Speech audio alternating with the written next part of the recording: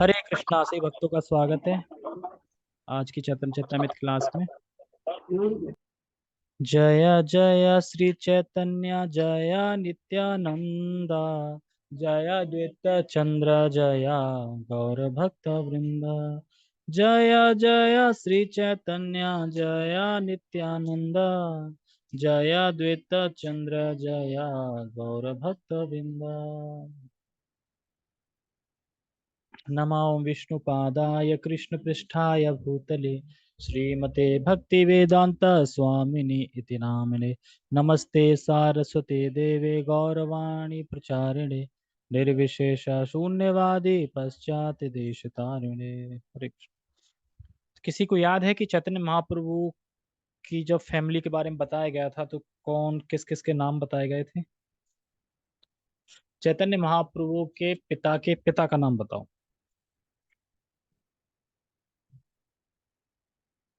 है?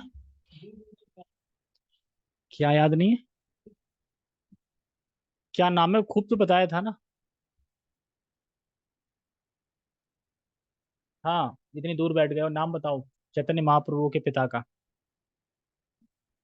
चैतन्य महाप्रभु के पिता का नाम क्या है? जगन्नाथ मिश्र के फादर का नाम बताओ।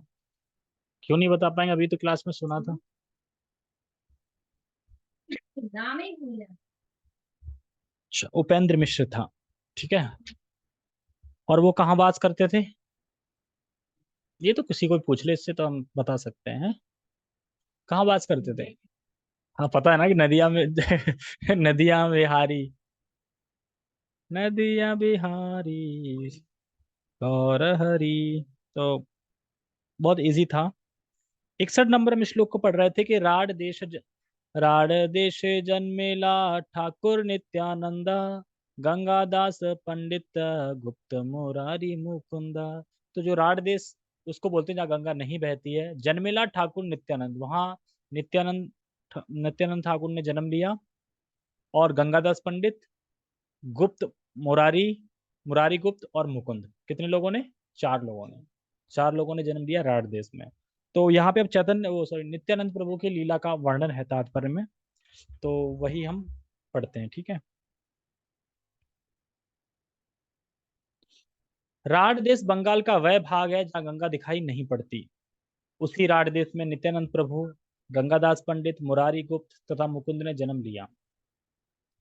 तात्पर्य, यहाँ पर राड देश से भीरभूम जिले के एक चक्र नामक गांव का निर्देश होता है। एक चक्र गांव कौन है? एक चक्र गांव का क्या महत्व है?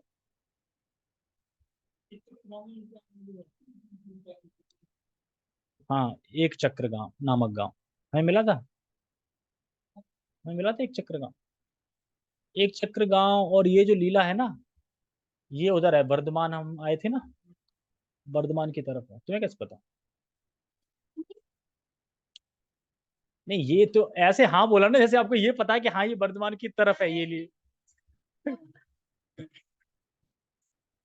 अच्छा, हाँ वर्धमान हम आए थे ना तो उधर ही है, मैं ये बता रहा था ना। हाँ, मैंने सोचा नाम, मैंने सोचा शायद सुना होगा किसी से। तो ऐसा नहीं है, वर्धमान स्टेशन भी स्पिरिचुअल है, दिव्य है। और हमें खुशी है कि हम वहां से बैठे थे। वो कोई अलग भाग नहीं था भाई, नित्यानंद प्रभु का वो था पूरा क्षेत्र एक तरीके से।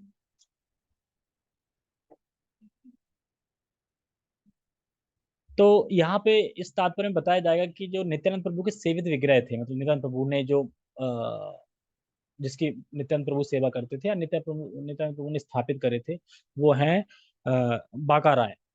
बाका राय नाम भी नहीं सुना होगा, बाका राय। हाँ, बाका राय, बाका राय। और बता रहे हैं, इतने अद्भुत विग्रह हैं, देखेंगे देखते रह जाएंगे। बहुत सुंदर। बाका राय और एक और विग्रह का नाम आएगा दोनों। एक गुड रिकॉर्डिंग रेडी फॉर।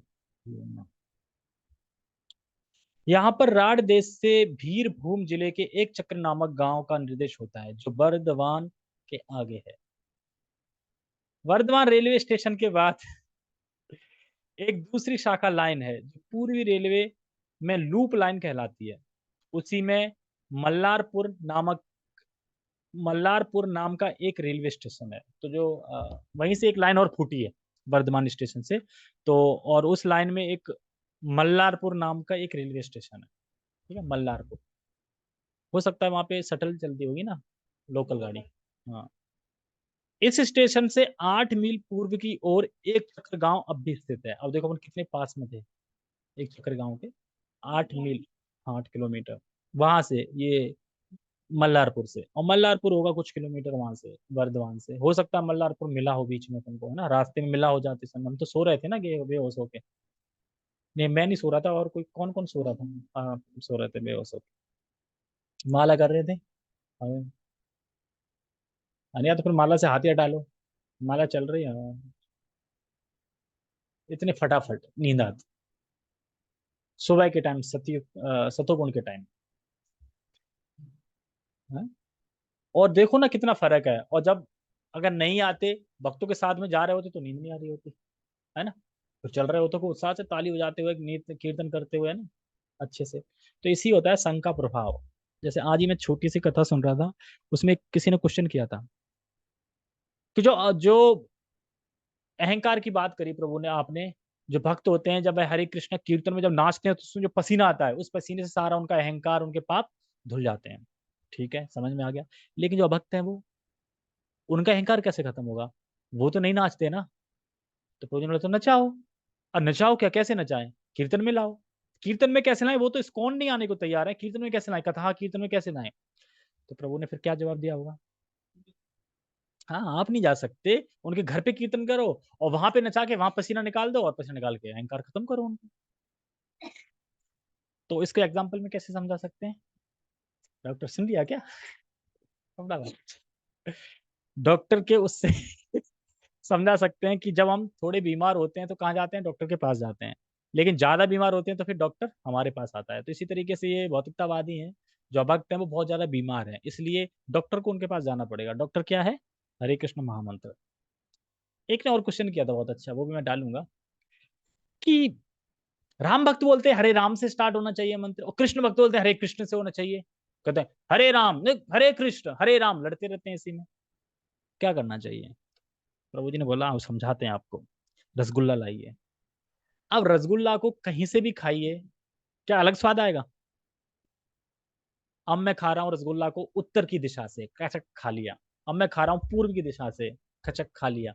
तो क्या अलग अलग आएगा? रसीला है, स्वीट्स है, एक जैसा ही लगेगा। उसी प्रकार से चाहे हरे राम से स्टार्ट करो, चाहे हरे कृष्ण से स्टार्ट करो, फल तो देगा ही देगा। नाम तो अपना फल देगा ही देगा ना, क्योंकि वो तो पूरा रसगुल्ले की तरह है ना, पूरा मीठा है। लेकिन अगर वैसे देखा जाए, सिस्टमैटिक देखा जाए, तो पहले आनंद आता है या पहले आकर्षण होता है?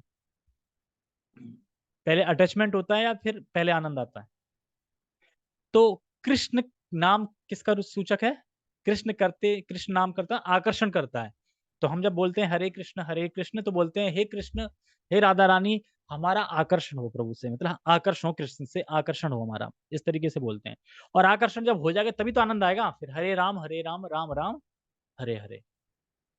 फिर प्रभु जी कहते हैं कि चलो जो भी है, हरे राम से स्टार्ट करो, या कोई हरे राम भी कर रहा है तो कोई दिक्कत नहीं, करे, करो तो।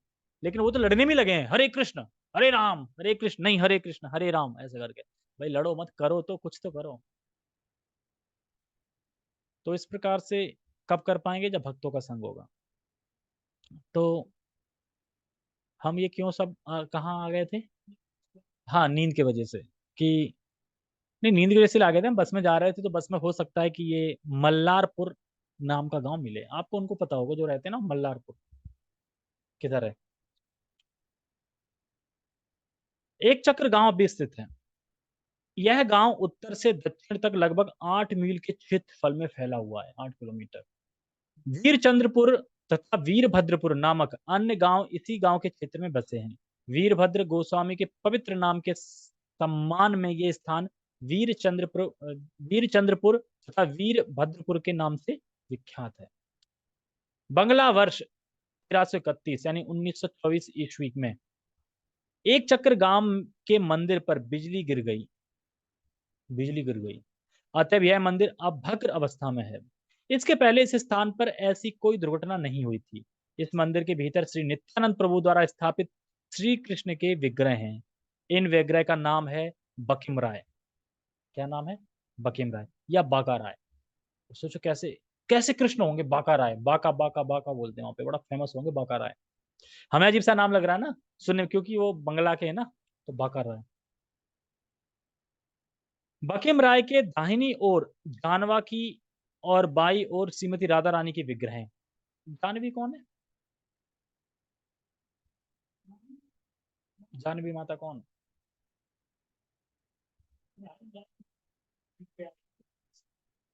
नहीं नहीं, जानवी इसमें नाम है ना, इसमें बोल रहे हैं ना बाका राय जो है उनका विवरण दिया जा रहा है कि बाका राय के दाहिनी ओर जानवा है, जानवा की दाहिनी ओर जानवा की और बाई ओर श्रीमती राधा रानी के विग्रह हैं। तो जानवा कौन है? नहीं आगे तो आ ही जाएगा, है कौन वैसे? ऐसे नहीं, इसमें वो नहीं लगेगा, क्या बोलते हैं, तुक्का। तुक्का नहीं लगेगा, तुक्का। क्योंकि वैसे इस कलयुग में सब तुक्के से चलता है, इसलिए आज के भगवान का नाम है तुकाराम। तुक्का नहीं चलेगा। तुकाराम भक्त थे, भगवान नहीं थे। तो हालांकि तुकाराम जैसी भक्ति करे तो तर जाए वो। जानवा माता नित्यानंद की पत्नी है, ठीक है। हाँ आ गया। जानवा क्या? इसमें बोल रहे हैं कि जो बाकीम राय के दाहिने ओर, अभी बता रहा है ना, अभी जाओगे तो। अरे बाका राय थे ना, बाका राय के बाद अब स्थिति बता रहा है कि वहां कौन कौन है, विग्रह कौन है, तो विग्रह के नाम बता रहे हैं ना। हाँ, ऐसे तो अब चैतन्य महाप्रभु का विग्रह, चैतन्य महाप्रभु का तो खुद से बनाया था क्या उन्होंने? चैतन्य महाप्रभु के जाने के बाद फिर प्रचलित हो गया ना। तब कृष्ण के होंगे, कृष्ण के थे ना। तो लेकिन कृष्ण तब थे नहीं, क्योंकि वो तो चैतन्य महाप्रभु के रूप में थे ना कृष्ण। श्रीमती राधा रानी के विग्रह हैं। इस मंदिर के पुजारी बतलाते हैं कि नित्यानंद प्रभु का बांका राय के शरीर के भीतर प्रविष्ट हो गए, और इसलिए जानवा माता की मूर्ति बाद में बांका राय के दाईं ओर रख दी गई। अब समझ में आ गया? बाद में रखी गई ना। किस किस को पता था कि नित्यानंद प्रभु बांका राय में लीन हो गए थे, मतलब प्रवेश कर गए थे? और नित्यानंद प्रभु, सॉरी, चैतन्य महाप्रभु और जगन्नाथ जी में हुए हैं, टोटा गोपीनाथ। टोटा गोपीनाथ सुने, उसमें लीन हो गए। कोई कहता है जगन्नाथ जी में लीन हो गए थे, कोई टोटा नाथ गोपीनाथ, लेकिन दोनों सही है, ठीक है। और इसलिए जानवा माता की मूर्ति बाद में बांका राय के दाई ओर रख दी गई। इसके बाद उस मंदिर में अनेक मूर्ति स्थापित की गई। इस मंदिर के भीतर एक अन्य सिंहासन पर मुरलीधर तथा राधा माधव के विग्रह हैं। एक अन्य सिंहासन पर मनो मनोमोहन वृंदावन चंद्र तथा गौर निताई के विग्रह हैं। किंतु नित्यानंद प्रभु ने बांकी राय के मतलब बांका राय के विग्रह की ही स्थापना मूल रूप से की थी। यानी नित्यानंद प्रभु के जो स्थापित विग्रह है वो बांका राय ही है, बाद में सब जोड़े गए हैं। तो ऐसा देखते हैं हम, जब कभी कभी विग्रह देखते हैं तो बहुत सारे विग्रह होते हैं, यहाँ भी दो तीन रखे हैं, यहाँ पे राधा माधव रखे हैं, मदन मोहन रखे हैं, ये रखे हैं। इसी तरीके सब हो गया है, तो इसीलिए इसमें बहुत सारे नाम आ रहे हैं। मंदिर के पूर्व में एक घाट है, जो यमुना कही जाने वाली एक नदी के तट पर स्थित कदम्ब खड़ी के नाम से विख्यात है। कहा जाता है कि बांका राय का विग्रह जल में तैर रहा था, उसे नित्यानंद प्रभु ने उठाकर इस मंदिर में स्थापित किया था। फिर वीर चंद्रपुर गांव में भंडापुर भंडापुर नामक स्थान में, जो लगभग आधा मील पश्चिम में है, एक नीम के पेड़ के नीचे श्रीमती राधा रानी का विग्रह पाया गया। इसलिए बाकिम राय की राधा रानी भंडा भंडापुरे ठकुरानी अर्थात भंडापुर की मालकिन कहलाती है। अब आप सोच देखो, राधा रानी ने कौन सा नाम ग्रहण किया है, भंडापुर। मतलब राधा रानी भंडारपुर में ठकुरानी अर्थात भंडापुर की मालकिन कहलाती, जैसे राधा रानी वृंदावन की मालकिन कहलाती है ना, ऐसे ही भंडापुर की राधा रानी वहां पे मालकिन कहलाती है। एक अन्य सिंहासन पर बांका राय दाईं ओर योग माया का विग्रह है। योग माया का इस समय यह मंदिर था, मंदिर की दीघा ऊंचे स्तंभ पीठ पर स्थित है, और मंदिर के सामने एक कंक्रीट का बना कीर्तन भवन है। कहा जाता है कि मंदिर के उत्तर में शिव जी की मूर्ति थी, जिसका नाम भांडीश्वर था, और जिसकी पूजा नित्यानंद के पिता हड़ाई पंडित करते थे। किंतु अब भांडीश्वर की मूर्ति वहां नहीं है, और उसके स्थान पर जगन्नाथ स्वामी का विग्रह स्थापित किया गया है। जगन्नाथ स्वामी वास्तविकता तो यह है कि नित्यानंद प्रभु ने कोई भी मंदिर नहीं बनवाया। यह मंदिर वीरभद्र प्रभु के समय में बनवाया गया था। बंगला वर्ष 1298 में यह मंदिर जीर्ण अवस्था में था, अतः शिवानंद स्वामी नामक एक ब्रह्मचारी ने इसका जीर्णोद्धार कराया। इस मंदिर में 17 शेर, लगभग 34 पौंड यानी चावल तथा पर्याप्त मात्रा में शाक से बना भोजन अर्च विग्रह को अर्पित करने की व्यवस्था है। यानी वहां के अर्च विग्रह को क्या चढ़ता है? चावल तथा पर्याप्त मात्रा में शाक। शाक क्यों बोल रहे हैं? क्योंकि शाक, चैतन्य महाप्रभु को शाक बहुत प्रिय है, इसलिए शाक शाक। पत्रम पुष्पम फलम तोयम, पत्रम पुष्पम फलम तोयम। पत्रम में तो पत्र आ जाते हैं, पत्र में वो आता है तुल शाक वगैरह, ये सब पत्र में आता है। पुष्पम में तो फूल वगैरह आ जाता है, गोभी का फूल वगैरह। तोयम, तोयम क्या है? तुम बताओ, और कोई नहीं बताएगा, हम तो बताएगी तोयम क्या है। पत्रम समझ में आ रहा है, पत्र तुलसी का पत्र। पुष्पम, पुष्पम, अच्छा मैंने बताया, सोचा क्या क्या आता है। अच्छा हाँ, जल भी चढ़ता है, तोयम मतलब जल। चढ़ाया कभी तुलसी जल? चढ़ा, खुद चढ़ाया मतलब? अच्छा फिर तो ठीक है। बना भोजन अर्पित विग्रह को अर्पित करने की व्यवस्था है। इस समय जो मंदिर के पुजारी हैं वे गोपीजन वल्लभानंद के परिवार के हैं, तो नित्यानंद प्रभु की एक शाखा है। तो ये सब नित्यानंद प्रभु का डिस्कशन चल रहा है सारा। इस मंदिर के नाम पर यह भूमि है और इस भूमि की आमदनी से इस मंदिर का खर्च चलता है। पहले क्या होता था कि जहाँ मंदिर होते थे, मंदिर की भूमि भी होती थी, उस भूमि से जो आमदनी आती थी उससे मंदिर चलते। लेकिन अब क्या हो गया है, भूमि है नहीं, तो अब जो डोनेशन आ रहा है उससे मंदिर चलते हैं, और जहाँ डोनेशन नहीं आ रहा है वहां मंदिर वीरान पड़े रहते हैं। ऐसा होता है। कौन सा? इसीलिए बोला गया था ना कि वहां पे अपना इस्कॉन ही तो हेल्प कर रहा है ना, बाकी कोई हेल्प नहीं करता ना। जब भी परिक्रमा जाती है उसी टाइम पे जो हेल्प हो जाती है उसी से बन जाता है, जो भी ज्यादा हो जाता है ना, इसलिए। क्योंकि जितना अच्छी फैसिलिटी बन जाएगी अपने लिए अच्छा होगा ना, परिक्रमा जाएंगे तो मंदिर में बैठने की व्यवस्था बढ़ जाएगी, पंखे लग जाएंगे, वरना तो फिर ऐसे ही बैठना पड़ेगा। स्वर्ण मंदिर, अच्छा हंसा वाहन, हाँ। हाँ बड़ा सा बन रहा था, तो वो मंदिर अभी, काफी मंदिर पहले से हम गए ना तब से बड़े हो गए हैं। और पहले छोटे थे, पहले साल हम गए थे, पिछले साल से पिछले साल गए तब छोटे थे, अब काफी बड़े हो गए हैं, मतलब काम चल रहा है, वो लोग करते हैं। ठीक है। पुजारी गोस्वामी की तीन दल हैं, यानी पुजारी गोस्वामी की तीन दल हैं, यानी एक दो तीन अलग अलग, जो बारी बारी से मंदिर व्यवस्था अपने हाथ में लेते हैं। यानी 12 साल, यानी 6 साल कोई मंदिर चलाएगा, 6 साल के बाद कोई और जो दल है ना वो ले लेगा व्यवस्था, वो करेगा इस तरीके से। जैसे होता है ना कि 6 महीने पंडा ये रहते हैं, फिर 6 महीने बदल जाते हैं, दूसरे जाते हैं, इस तरीके से। इस मंदिर के कुछ ही पग आगे विश्राम तला नामक स्थान है। जैसे वृंदावन में आमतला है, वैसे वहां विश्राम तला है, जहां पर यह कहा जाता है कि नित्यानंद प्रभु बचपन में खेल के समय अपने मित्रों के साथ वृंदावन की लीलाएं तथा राम लीला रचाया करते थे। मैंने बताया था ना, रामलीला करते थे, कभी हनुमान बन जाते थे, कभी लक्ष्मण, तो शक्ति लग गई तो बेहोश हो गए, कभी कुछ, और एक बार रुक्मणी बन गए थे, रुक्मणी नहीं सॉरी, एक बार मतलब कृष्ण की ही लीलाएं करते थे वृंदावन में, रुक्मणी तो चैतन्य महाप्रभु बने थे। तो इस तरीके से लीलाएं करते थे।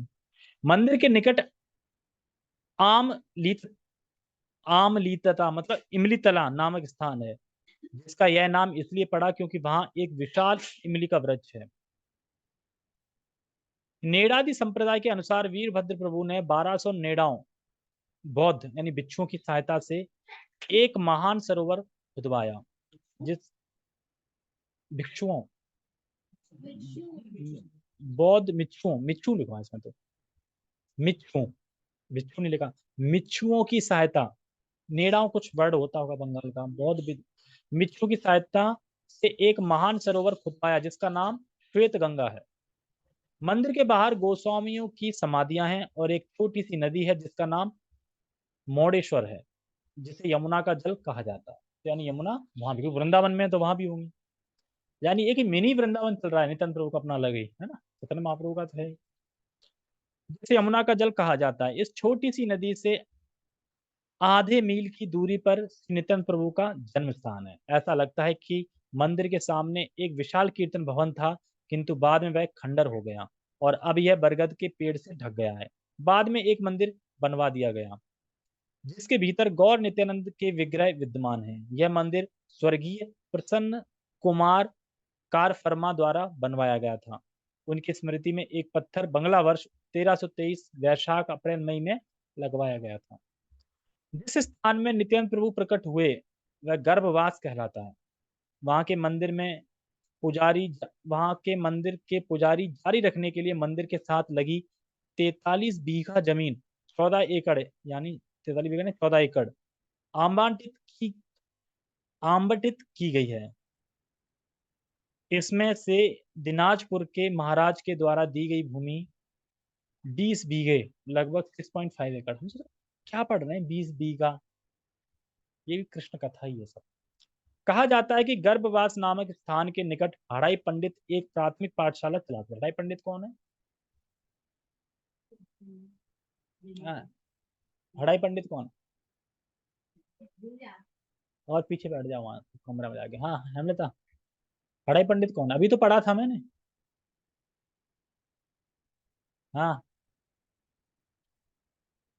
तो बीच में क्यों नहीं बोले? बोल रहे थे। हड़ाई पंडित कौन है? नित्यानंद प्रभु के पिता। पढ़ा भी था बीच में। हड़ाई पंडित एक प्राथमिक पाठशाला चलाते थे। इस स्थान के पुरोहितों की वंशावली इस प्रकार है। वंशावली श्री राघव चंद्र, जगदानंद दास, कृष्णदास, नितिन दास, रामदास, ब्रजमोहन दास, कना काना कनाईदास, गौरदास, शिवानंद दास तथा हरिदास। किसी में बॉस नहीं लगाए, सब में दास लगाए। कृष्णदास वृंदावन के चिड़िया कुंज से संबंधित थे। उनका तिरोधान कृष्ण जन्माष्टमी के दिन हुआ था। चिड़िया कुंज अब वृंदावन में श्रृंगार घाट के गोस्वामी के प्रबंध में है। ये कृष्णदास से संबंधित होने के कारण नित्यानंद परिवार से भी संबंधित बताए जाते हैं। गर्भवास के निकट बकुल ताल नामक एक स्थान, बकुल ताल, जहाँ श्री नित्यानंद प्रभु तथा उनके मित्र झाल झपेटा खेल खेला करते थे। झाल झपेटा खेल कौन सा है? झाल झपेटा वो तो नहीं कि छीन लिया कुछ झपट लिया। हाँ, फिर उसने उससे झपट लिया, उसने उससे झपट लिया, झाल झपेटा हो सकता है। समझ में तो ये आ रहा है। यहाँ पर बकुल का एक अद्भुत पेड़ है क्योंकि उसकी सारी शाखाएं और उपशाखाएं सर्प के फनों जैसी दिखती हैं। ऐसी मान्यता है कि श्री नित्यानंद प्रभु की इच्छा से साक्षात अनंत देव इस प्रकार प्रकट हुए थे। नित्यानंद प्रभु वही है? ये सब वहां उधर है, राड देश की बात चल रही है, राड देश। यह वृक्ष अत्यंत पुराना है। कहा जाता है कि पहले इसमें 2 तने थे, किंतु नित्यानंद प्रभु के संगियों को एक तने की शाखाओं से दूसरे तने की शाखाओं पर कूदने में असुविधा होती थी। खेलते थे, हुड़गड़रा खेलते थे वो, उससे पेड़ पे खेलते थे ना, नीचे लकड़ी डाल देते थे पेड़ पे, हाल नीचे उतर जाते थे, वहीं से कूद पड़ते थे कहीं से भी। अब कूदेंगे तो टांग टूट जाएगी। पहले कूदते थे।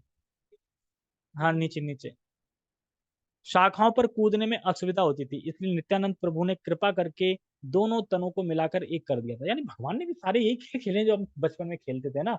भैंस चराने जाते थे, क्या एक पेड़ देखते थे नीम का, जिसकी शाखाएं ऐसे होती थी ना, नीचे नब जाती थी। चढ़ जाते थे उस पे 5-6 लोग और एक डंडा होता था। अब जो चोर है, मतलब जो जिसपे दहिया बोलते हैं, क्या बोलते हैं, हाँ जो भी बोलते हैं, अब वो क्या करेगा कि वो पेड़ पे चढ़ के जिसको छू लेगा, और छूने के बाद उसको ऐसे करके ऐसे कर लेगा, है ना, पुच्ची ले लेते हैं ऐसे करके। फिर वो जिसको छुआ है वो आके वो दाना देगा। उसके बाद फिर होता क्या था कि जैसे ऊपर चढ़ता था, एक वहां पे डाली पे आ जाता था बिल्कुल लपटने के लिए, और जैसे वो डाली पे आता था, तुरंत ऊपर चढ़ जाता था। कितना आनंद आता था वो खेल खेलने, है ना। हुड़कड़ा बोलते हैं, हुड़कड़ा नहीं, क्या बोलते हैं उसको, है? देखा तुमने, नहीं खेला होगा ना अभिषेक? हमने खेला है, बहुत आनंद आता था।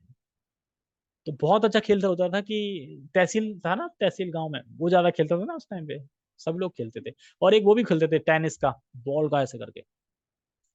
ठीक है, तो ये सब खेल भगवान भी खेलते थे, तो हम उनके अंश हैं, तो जाहिर सी बात है हमें भी थोड़ा अंश है उनका। काशी हाटुंगाड़ा, हाटुंगाड़ा नामक एक स्थान है, हाटुंगाड़ा। कहा जाता है कि नित्यानंद प्रभु यहाँ पर सारे तीर्थ को ले आए थे, इसलिए आसपास के लोग गंगा नदी में स्नान करने के बजाय इस स्थान पर आते हैं। इसका नाम हाटू हाटूगाड़ा इसलिए पड़ा, क्यों पड़ा? क्योंकि यहाँ पर शील नित्यानंद प्रभु दधी चीड़ा उत्सव मनाते थे। दधी चीड़ा खाया है किसी ने? ये उत्सव एक, दधी चीड़ा भाई, दही चूड़ा जो पोहा का बनता है, किसका बनता है? पोहा का, पोहा का उसका बनता है। बहुत टेस्टी लगता है। उसमें आम भी होता है, कटा बड़ा बड़ा आम भी होते हैं, और भी कुछ फ्रूट्स होते हैं उसमें, अंगूर वगैरह, या फिर कुछ और होता है। और उसमें दही अलग से होता है ना, दही अलग से कुला देते हैं, फिर उसको मिक्स करके जब खाते हैं ना तो बड़ा टेस्टी लगता है। और उसके उसके साथ में थोड़ा वो भी मिलता है, जो भटूरा टाइप का होता है ना, कुछ वाइट वाइट भटूरा टाइप का, वो भी मिला था। ये उत्सव होता है तब होता है प्रसाद, प्रसाद में यही होता है मॉर्निंग में 9 बजे इस्कॉन दिल्ली में। जिस दिन दधी छीड़ा फेस्टिवल होता है उस दिन मिलता है 9 बजे। हाँ, घिया की खीर मिली थी उस दिन। नहीं, ज्यादा बड़ा नहीं होता, नॉर्मली क्लास होगी 8 से 9, अब नीचे आएंगे जैसे खिचड़ी मिलती है वैसे दधी चीड़ा मिलेगा। हमने एक बार पाया था, बड़ा बड़ा बढ़िया लगा था, क्योंकि उसमें आम मिला होता है, तो उसको दधी चीड़ा और, नहीं, एक सुनो सेकंड, आम, दधी चीड़ा, दधी चीड़ा ही होता है ना, वो दधी चीड़ा ही ना जिसमें आम मिला देते हैं, और दही होता है, पोहा होता है ना, और कुछ नहीं। ठीक है, इसमें देखते हैं, भी समझ आएगा। दधी चीड़ा उत्सव मनाते थे जिसमें वे दही तथा चूड़ा, चूड़ा किसको कहते हैं, चूड़ा प्रसाद रूप में बांटते थे और घुटने के बल झुककर प्रसाद लेते थे। घुटने के झुक के, ये तो नहीं देखा। इस स्थान का पवित्र सरोवर वर्ष भर जल से भरा रहता है। गोपाष्टमी के अवसर पर यहाँ एक विशाल मेला लगता है। गोपाष्टमी जानते हैं ना, गाय का जो आता है उत्सव। और नित्यानंद प्रभु के जन्मदिन पर भी एक बड़ा मेला लगता है। गौर गणेश दीपिका 58-63 में बतलाया गया है कि हला युद्ध बलदेव विश्वरूप था, संकर्षण नित्यानंद प्रभु अवधूत के रूप में प्रकट हुए। तो अवधूत क्यों बोल रहे हैं? अवधूत मतलब ये है कि वो कहीं भी कुछ खाने लगते थे, कभी कुछ करने लगते थे, तो अवधूत मतलब कि अब जो प्रकृति के गुणों के हिसाब से नहीं चलते हैं, उनका एक अलग ही, कोई नियम के हिसाब से नहीं चलते, वो अपना अलग ही चलते हैं, अवधूत। इसलिए नित्यानंद प्रभु को अवधूत भी बोलते थे। याद है वो जो चोर आए थे, कह रहे ये अवधूत दिख रहा है, बहुत इसने सोना जड़ रखा है इस अवधूत ने, तो इसलिए अवधूत बोलते हैं उनको।